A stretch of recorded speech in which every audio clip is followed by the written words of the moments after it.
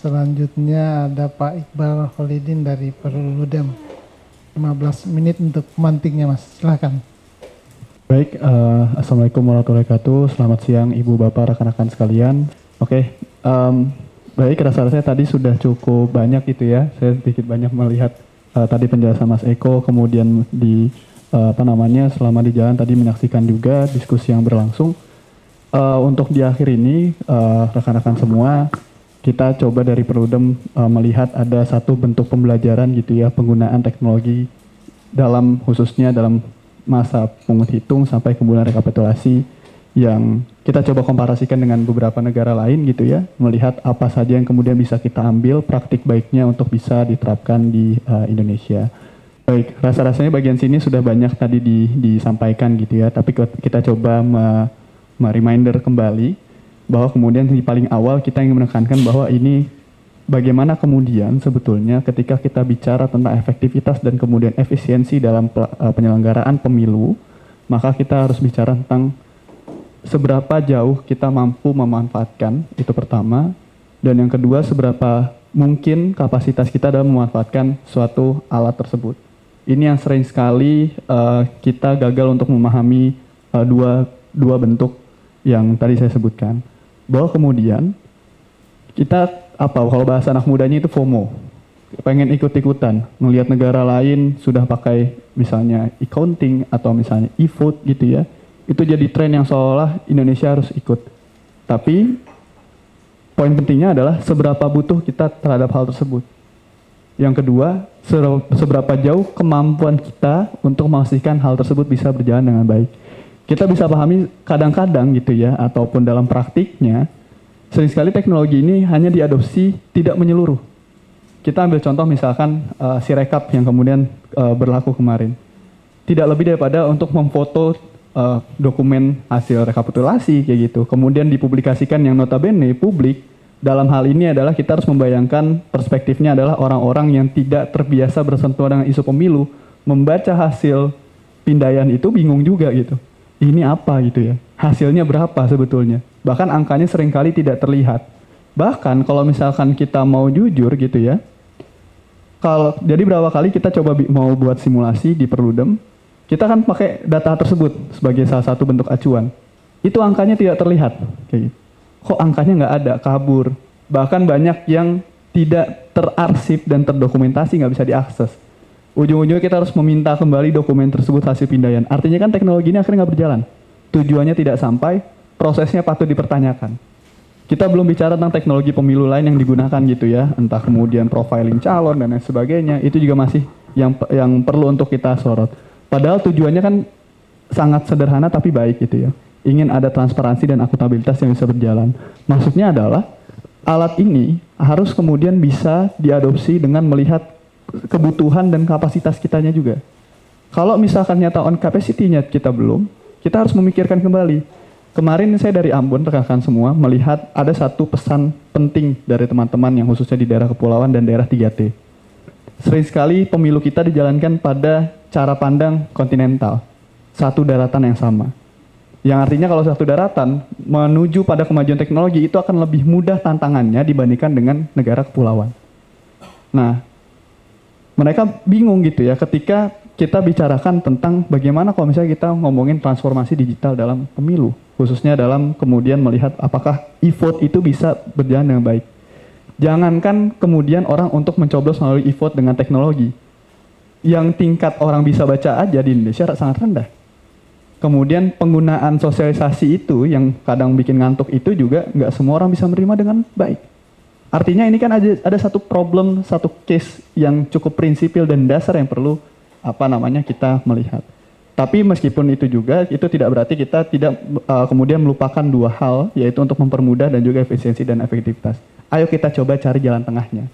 Gimana caranya coba kita komparasikan dengan beberapa praktik ataupun yang bisa kita ambil dari beberapa negara yang sudah pernah melakukan ataupun misalnya paling dekat di Filipina. Nah, ini yang kita coba jadi landasan dasar untuk kemudian kita nanti di akhir akan saya sampaikan apa yang kemudian dari Perludem rekomendasikan langkah yang baik dalam teknologi pemilu yang bisa kita adopsi, khususnya dalam dari proses pengut hitung sampai rekapitulasi. Jadi kalau misalnya kita bayangkan Ibu Bapak sekalian, bagaimana kemudian potensi untuk teknologi informasi kita bisa dipakai? Tentu yang pertama untuk kemudian menunjang adanya transparansi data, khususnya dalam hasil pemilu, dan juga mempermudah dan mempercepat agar masa pemilu itu tidak terlalu lama. Ini kan yang kita harapkan gitu ya. Tapi bukan berarti hanya memendekkan saja, namun mendapatkan hasil yang memang bisa dipahami oleh banyak orang. Kenapa ini penting? Karena itu untuk menunjang nantinya bagaimana proses pengawalan dan pengawasan terhadap pemilu itu berlangsung. Akan sia-sia ketika kita memakai satu teknologi informasi pemilu yang untuk menunjang transparansi dan akuntabilitas tapi nggak bisa dipahami oleh orang banyak. Ini titik poin yang rasanya sering sekali kadang kita lupa untuk menyoroti hal tersebut ketika proses pembuatan teknologinya. Nah, Ibu Bapak semua, jadi coba kita komparasikan gitu ya. Kalau misalkan kita coba bedah secara ataupun kita coba compile, kami lihat ada 4 bentuk teknologi yang bisa diterapkan dalam kepemiluan, khususnya di proses pengut hitung sampai rekapitulasi. Yaitu yang pertama tentu ada e-voting. Ini kayaknya isu mainstream yang sekarang lagi banyak dibahas banyak orang, banyak pegiat kepemiluan, melihat apakah kita cocok untuk kemudian melakukan pencoblosan secara elektronik. Nah, sering sekali kita agak gagal paham nih, bilang Filipina itu e-voting. Padahal di Filipina itu orang mencoblos secara manual. Tapi kemudian scan-nya yang kemudian elektronik gitu ya. Penghitungannya kemudian elektronik itu masuk di e-counting. Lalu dan juga rekapitulasi secara elektronik juga.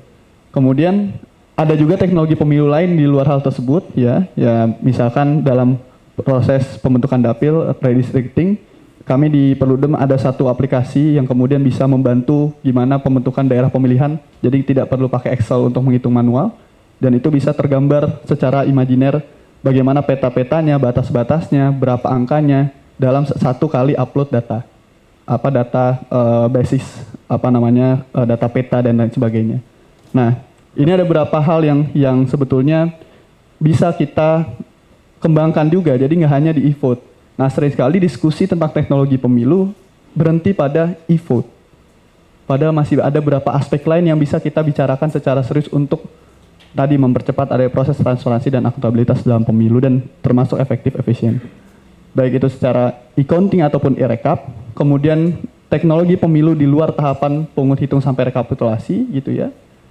Dan terakhir, bagaimana untuk membentuk dan mendorong open data daripada pemilu itu sendiri. Transparansi publikasi dana kampanye yang sampai sekarang rasa-rasanya juga sering sekali tidak update gitu ya. Jadi kalau kita mau melakukan pemantauan dan pengawasan agak susah karena nggak tersorot berapa hasilnya.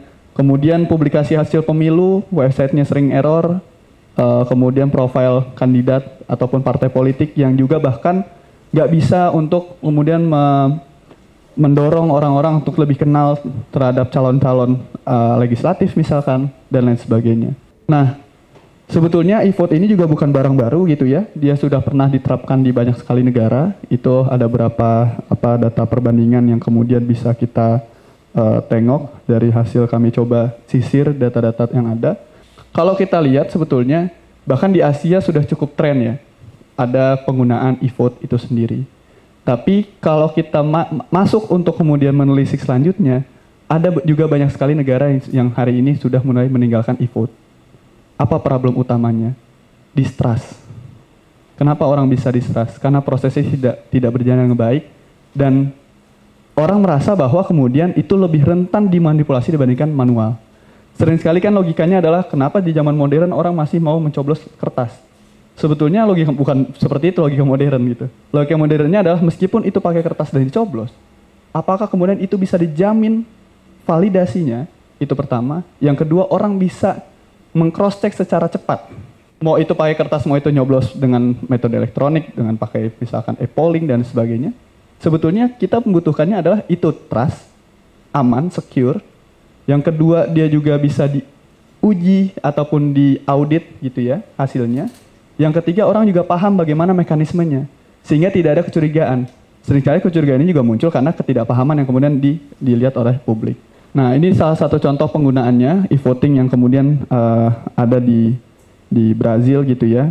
Dia ada di Brazil, kemudian ada di India, Jadi orang datang, kemudian mencoblos langsung di tempat dan sebagainya, nanti hasil datanya dikompil, dikumpulkan, dan bisa ditransparansikan. Nah, kita coba membayangkan rekan-rekan semua. Pertama, bagaimana kemudian bentuk distribusi dan apalagi ke daerah-daerah 3T. Itu kenapa tadi di awal saya mau nyampein ada satu perspektif tentang kontinental dan kemudian daerah kepulauan yang perlu kita tinjau ulang. Karena ini butuh infrastruktur yang cukup matang. Maksudnya adalah e-vote ini satu gagasan yang menarik, visioner, tapi kita perlu melihat apakah dengan kondisi geografis dan sosiologis masyarakat kita sudah mampu untuk bisa memakai hal tersebut. TPS kita kan jumlahnya banyak sekali. Seberapa besar pengadaan untuk ini gitu ya. Dan seberapa jauh potensi korupsi juga yang bisa terjadi dalam pengadaan hal tersebut ketika itu tidak dikawal dengan baik.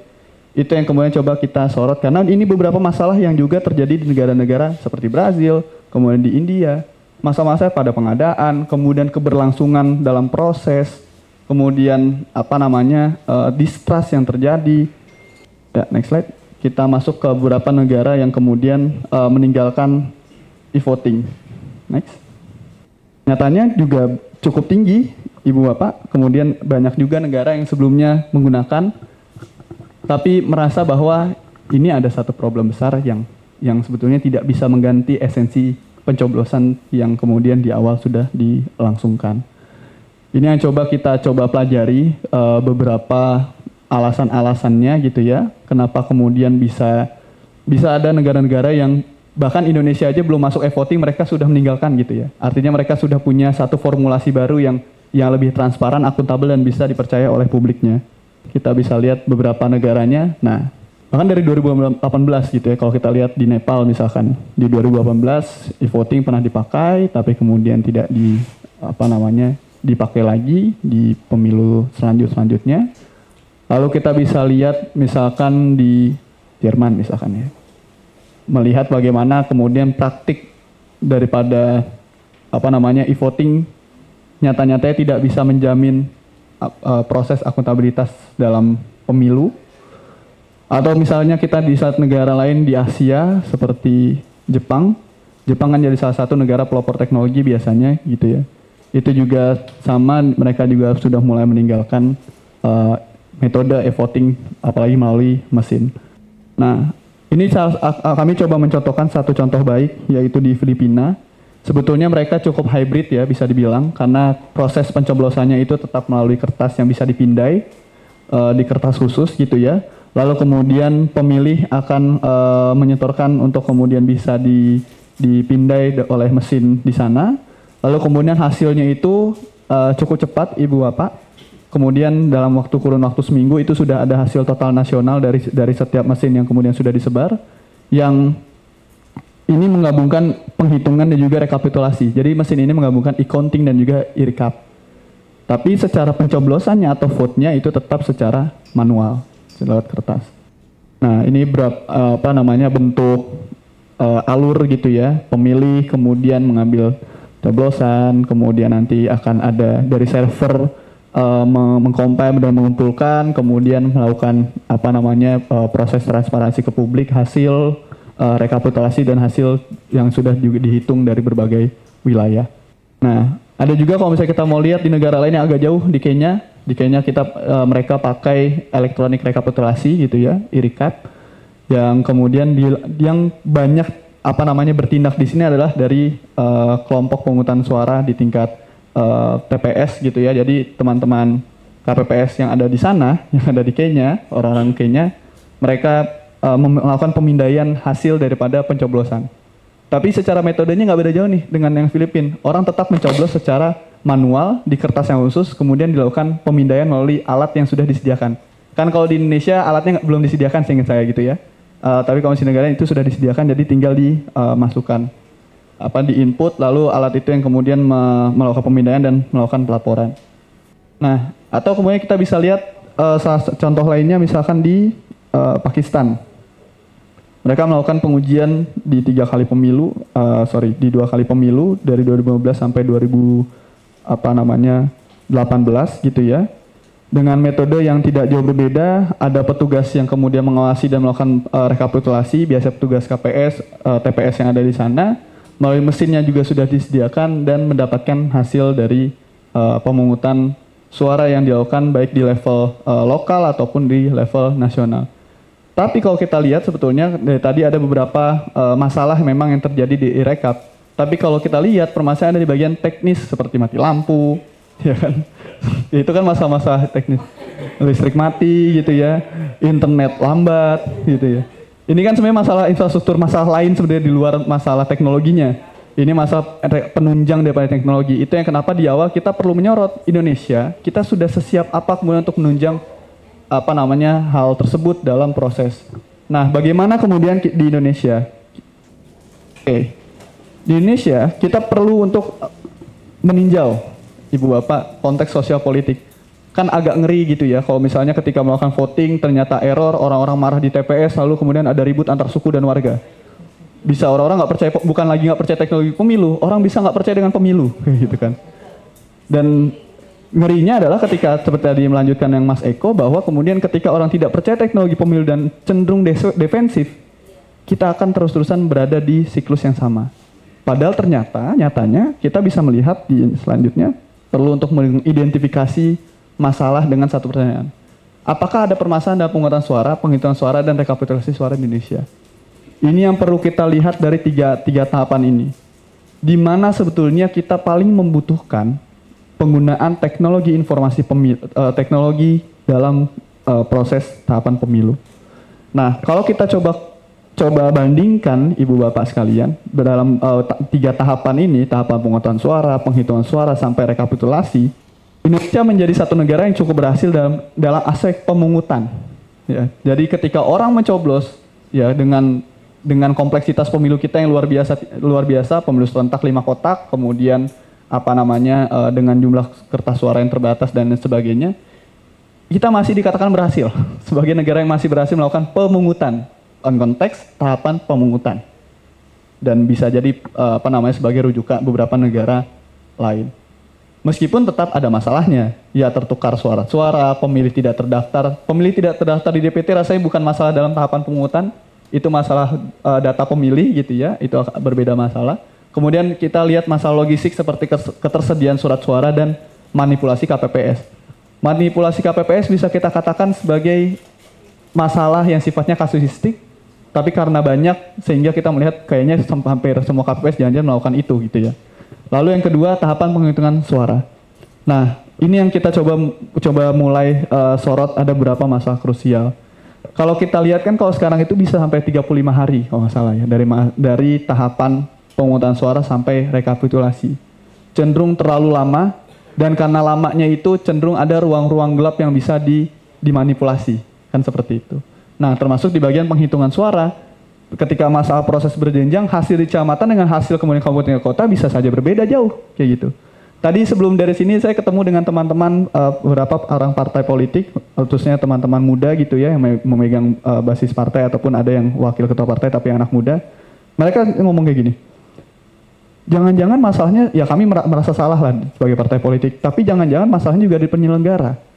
Suara kami ada yang tertukar dan sebagainya. Jadi tadi ada salah satu caleg gagal gitu ya ketika pemilu, dan dia bilang suara dia berubah tuh dari kecamatan kemudian ke level kabupaten kota, di level provinsi berubah lagi. Artinya kan ini ada masalah-masalah yang terjadi dari mulai masa proses penghitungan dan tahapan rekapitulasi. Nah ini yang jadi problem di masalah rekapitulasi, karena kita rekapitulasi berjenjang, sebetulnya itu bagus untuk kemudian cross check hasil, tapi nyatanya di satu sisi ini jadi ruang-ruang gelap yang bisa dimanipulasi dan juga menimbulkan konflik gitu ya, dan manipulasi data pemilu.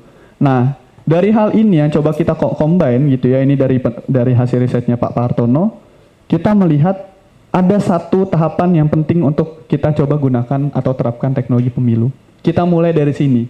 Jadi kalau sebelumnya wacana yang banyak berkembang adalah kita memulai pemanfaatan teknologi pemilu itu pada e-voting, kita mau bilang bahwa ayo kita mulai itu dari justru di rekapitulasi. Nah, kenapa kita mulai dari sana? Karena kita sudah punya pengalaman hal tersebut. Kita sudah punya pengalaman untuk melakukan rekapitulasi. Teman-teman koalisi masyarakat sipil, teman-teman koalisi jaga suara gitu ya dari Netgrid dan kawan-kawan, itu juga sudah mencoba bagaimana melakukan rekapitulasi alternatif. Artinya, kalau kita lihat capaian Sirekap di 2024 itu juga masih cukup oke lah sebetulnya bahasanya. Masih bisa untuk dilihat ada satu yang menarik gitu ya.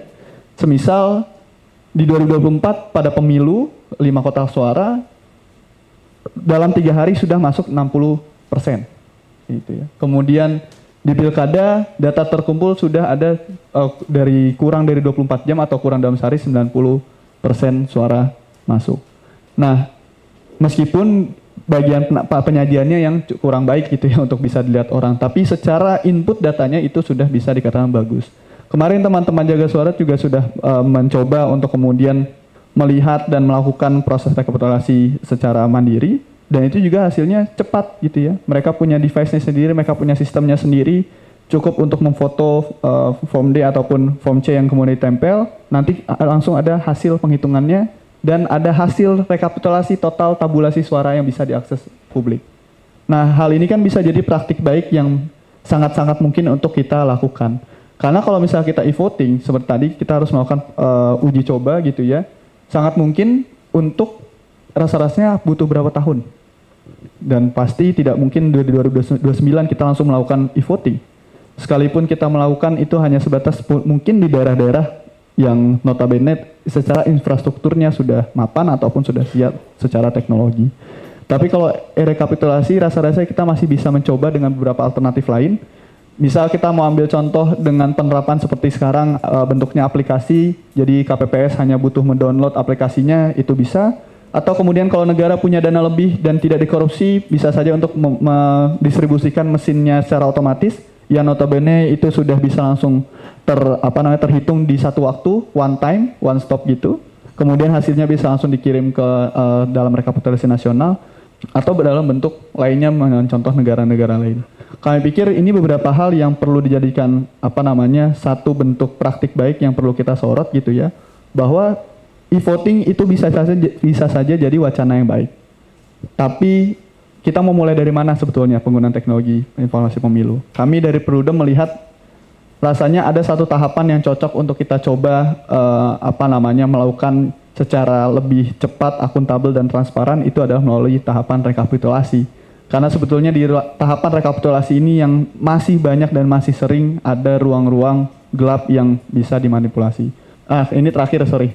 Yang barusan.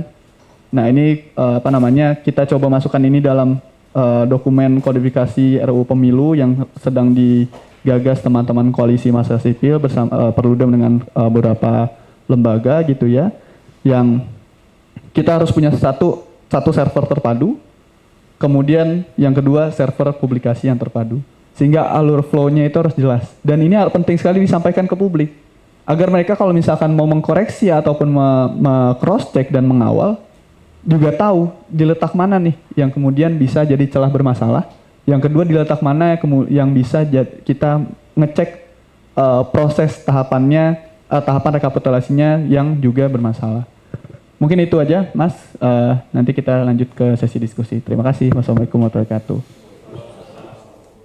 Terima kasih banyak Pak Iqbal. Selanjutnya Bapak-bapak, Ibu, banyak banget tadi pemantik-pemantik dari narasumber kita, 3 orang. Dan saya kira tidak cukup ya untuk membahas e-voting ini hanya 3 pemantik. Dan selanjutnya dari bapak-bapak, ibu-ibu yang mau memberikan saran atau pemantik-mantik tentang e-voting ini. Silakan. Baik, terima kasih. Selamat siang Bapak Ibu dan rekan-rekan sekalian. Perkenalkan, nama saya Heni Mulyati dari Mavindo, Masyarakat Anti Fitnah Indonesia. Kami fokus pada penanganan disinformasi ad hoc di Indonesia. Dari tahun 2016, dan kita biar sedikit pengenalan ya, supaya tahu apa itu Mavindo. Mungkin banyak yang belum tahu. Kami juga terlibat dalam pemeriksaan beberapa koalisi terkait dengan cek fakta, dan juga kita berkolaborasi dengan teman media. Tapi background kami lebih ke komunitas masyarakat sipil, kira-kira seperti itu.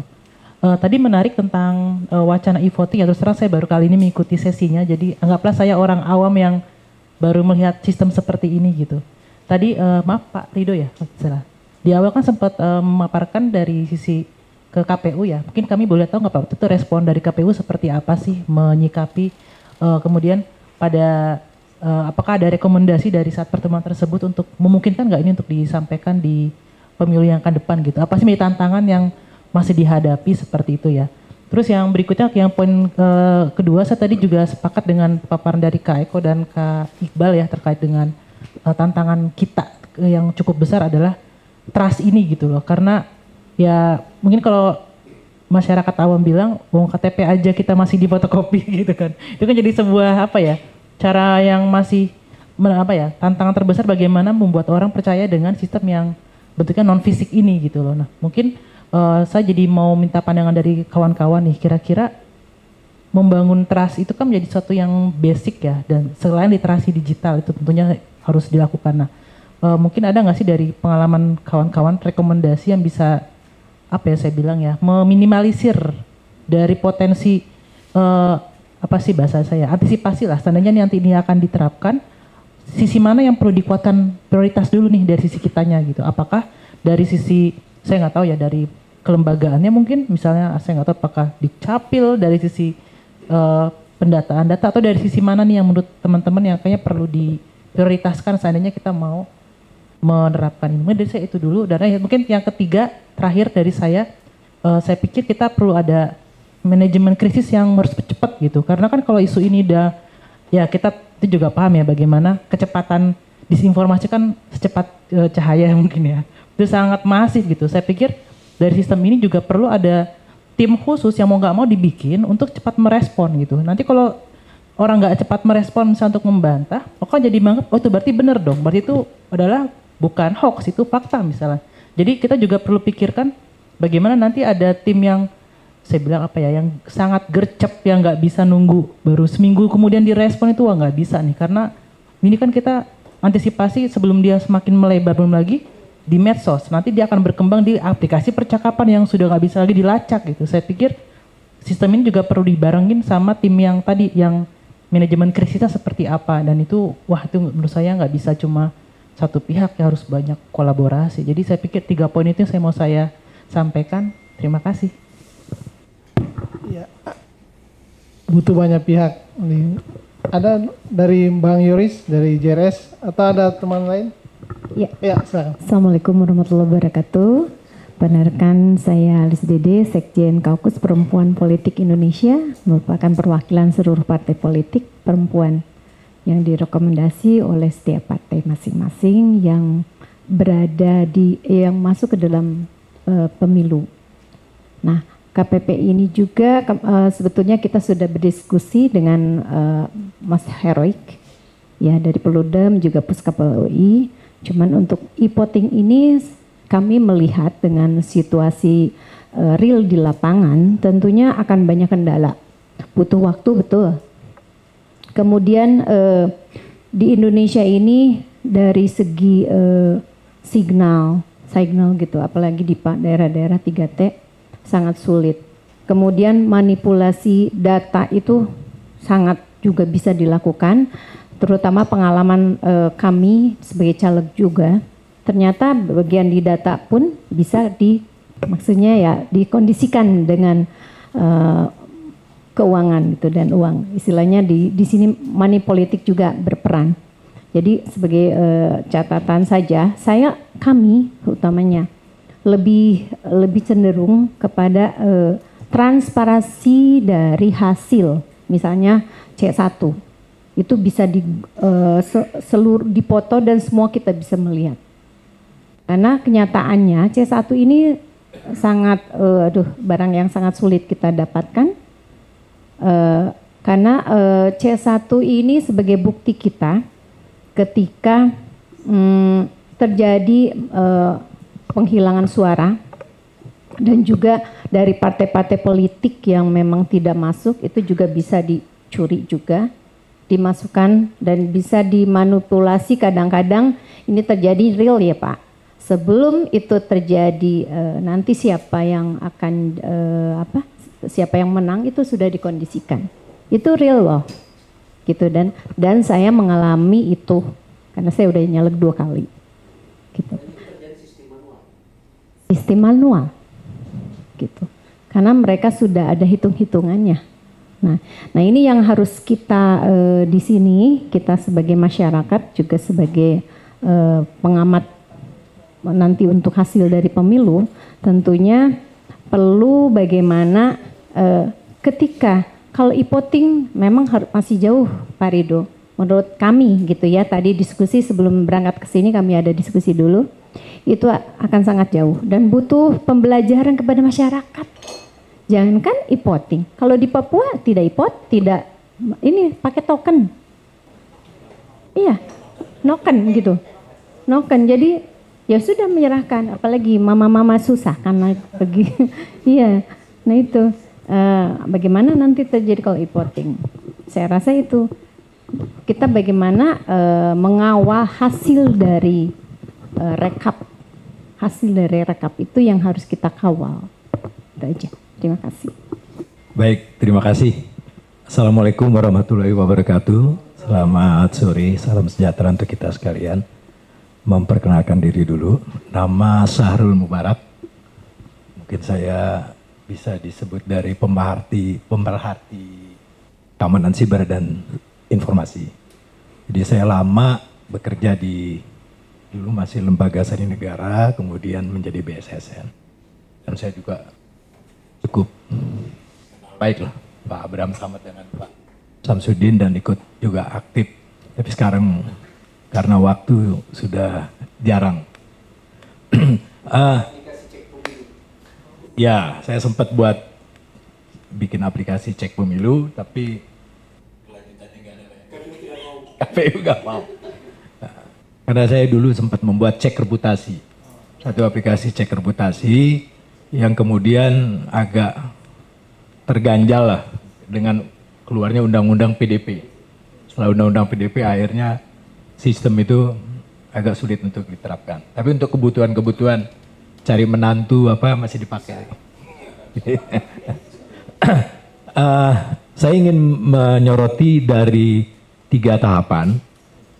Yang pertama tahapan pra pemungutan, kemudian pemungutan dan penghitungan termasuk rekapitulasi.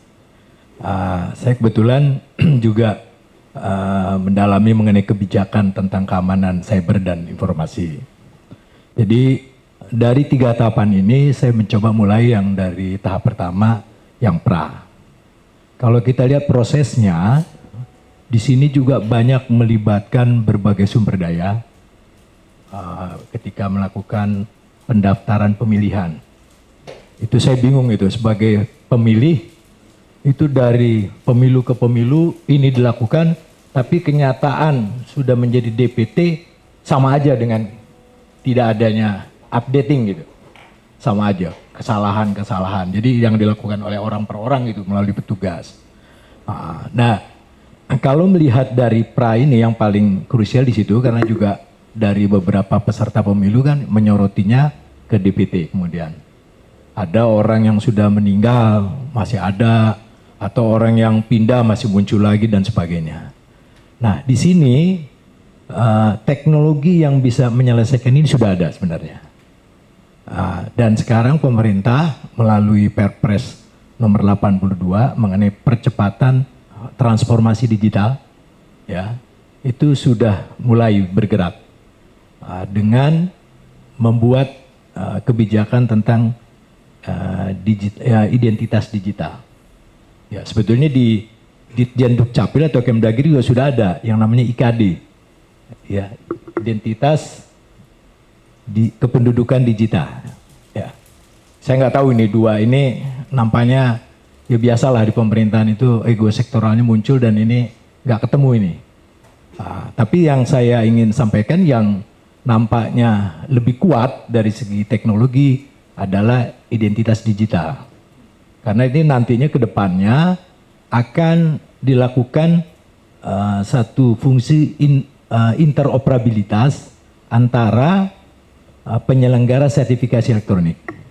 Jadi menggunakan teknologi sertifikasi elektronik yaitu PKI, mungkin Pak Ridho mengikuti itu, Public Key Infrastructure, dia menggunakan itu.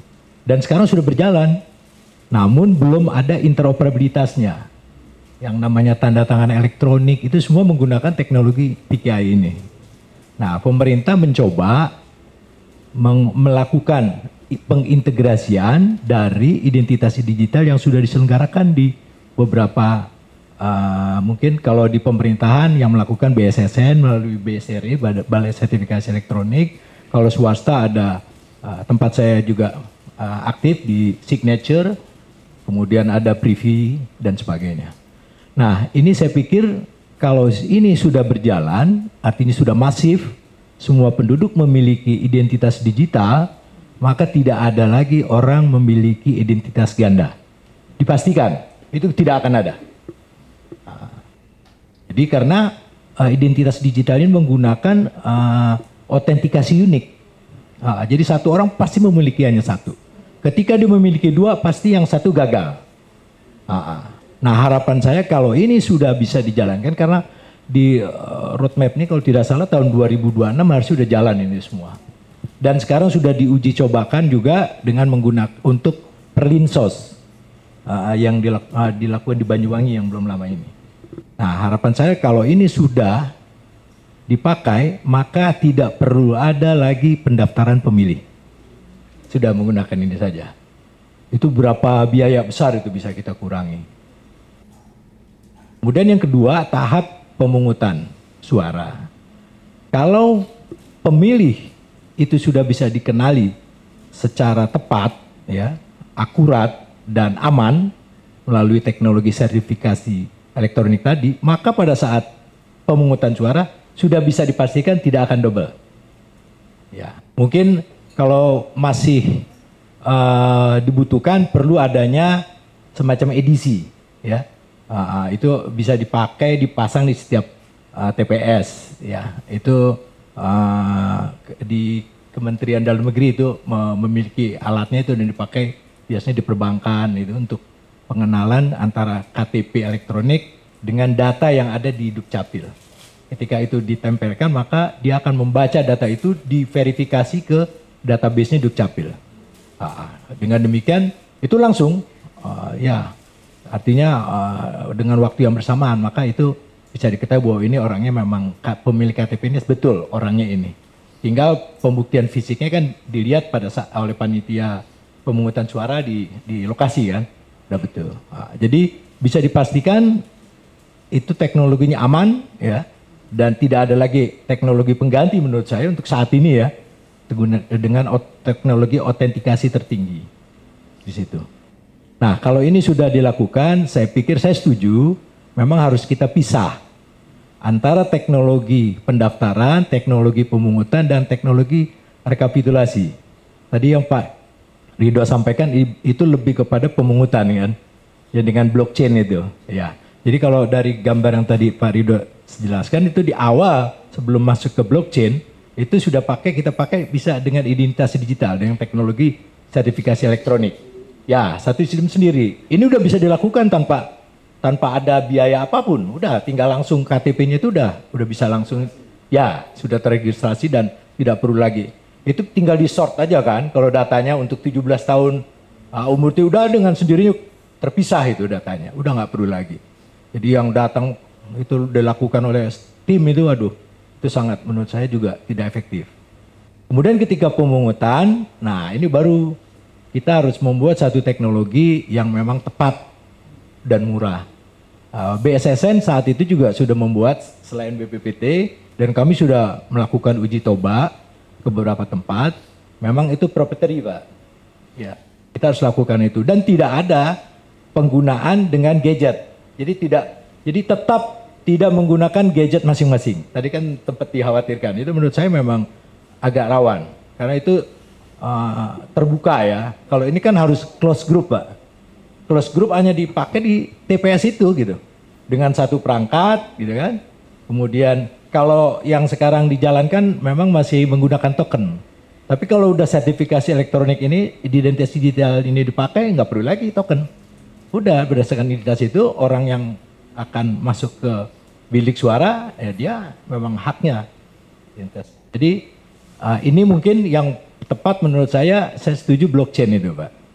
Ketika masuk situ. Jadi dia langsung masuk menghitung, ya, dan saling melakukan cross check antara satu blok dengan blok yang lain dan tidak, ya saya pikir untuk saat ini ya mungkin teknologi paling terbaik lah untuk itu. Nah baru masuk ke rekapitulasi. Nah ini kalau di rekapitulasi saya juga tidak mengerti di prosesnya ya. Kok kebanyakan ya sengketanya itu di sini gitu kan?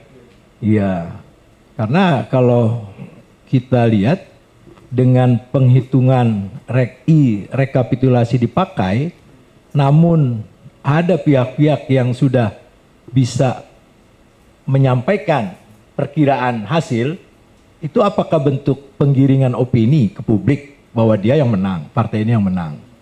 Ya, ini mungkin di sini kalau memang kita sudah gunakan teknologi, buat apa lagi ada hitung cepat dan sebagainya. Udah aja kita tunggu itu. Ini yang menjadi ketika terjadi tadi yang Ibu sampaikan nggak percaya dengan hitungan itu ya akhirnya distrust semuanya dengan apa yang udah dibangun gitu. Jadi kalau ini e-rekap ini memang sudah kita pakai, ya tidak perlu lagi ada hitung cepat. Itu saya lihat. Jadi kita harus percaya dengan itu. Nah, soal auditnya dan sebagainya, mari duduk bareng lah antara semua stakeholder untuk bisa kita mempercayai sistem ini. Nah, jadi pemungutannya pun saya juga cenderung tidak menggunakan jaringan internet gitu ya, tapi close saja, close group, close yang ada di tempatnya masing-masing dan ya pemilih tetap harus datang ke TPS, nggak bisa dari rumah dia sambil rebahan pemilih, nggak bisa, dia harus ke TPS tetap. Ya, karena ini tadi saya coba bagi 3 tahapan ini secara terpisah, sehingga ketika sudah pencoblosan, pemilihan, terus rekap. Nah, itu juga harus kita bisa. Sehingga kalau ingin diterapkan, kita bisa secara parsial 3 tahapan ini kita terapkan. Nah, kalau yang pranya, saya yakin sudah siap itu. Kalau pemerintah karena pemerintah membuat identitas digital ini, mendorong ini untuk perbaikan pelayanan publik. Saya pikir pemilu ini bagian dari pelayanan publik gitu kan, yang dilakukan oleh penyelenggara pemilu. Udah bisa langsung dipakai, diadopsi aja ini pakai. Ya, nah terus ke tahap pemungutan kita bisa lagi, kalau sudah siap teknologi mana kita pakai itu, dan rekap. Rekap memang kalau yang teknologi tadi disebutkan OCR. Ya sekarang saya pikir udah banyak yang lebih baik dari OCR. Ya kita bisa pakai machine learning, bisa menggunakan AI dan sebagainya, kita bisa terapkan itu, jadi menjadi lebih akurat lah hasil penghitungannya. Mungkin itu yang bisa saya sampaikan. Kalau regulasi untuk itu semua sudah ada dari segi teknologinya di Undang-Undang Nomor 1 Tahun 2024 tentang Informasi dan Transaksi Elektronik, kemudian PP-nya PP 71 Tahun 2023 ya. Kemudian ada juga Peraturan Menteri Kominfo Nomor 11 mengenai penyelenggaraan sertifikasi elektronik, ada juga Peraturan Menteri Dalam Negeri berkaitan dengan identitas kependudukan digital. Jadi kalau untuk dari segi penggunaan teknologinya semua sudah ada dasar. Mungkin itu saja yang bisa saya sampaikan. Mohon maaf lebih kurangnya. Assalamualaikum warahmatullahi wabarakatuh.